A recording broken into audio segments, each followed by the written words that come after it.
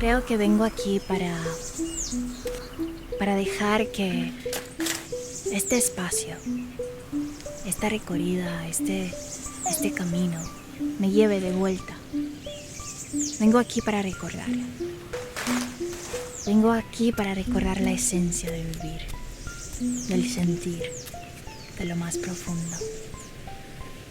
Vengo aquí para poder hacer esta recorrida que me lleve de vuelta a ese estado abierto, una apertura grande, para sentir y escuchar y transmitir del sentir de este canal que me abre, de este cuerpo, de estas inquietudes. Caricia es eso y más para mí. Es ese homenaje a la vida.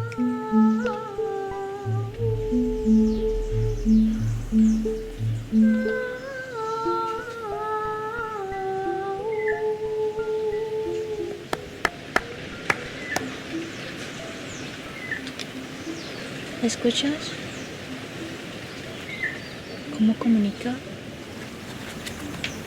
El espacio te comunica. Estás totalmente presente en un ecosistema vida.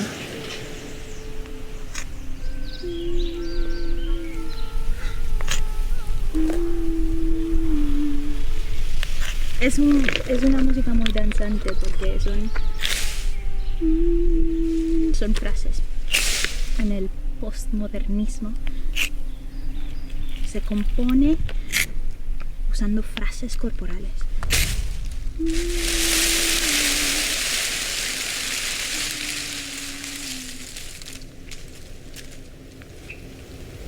Cuando el sol me calienta, cuando el sol me calienta, recuerdo por qué estoy aquí. Recuerdo el momento que lo vi.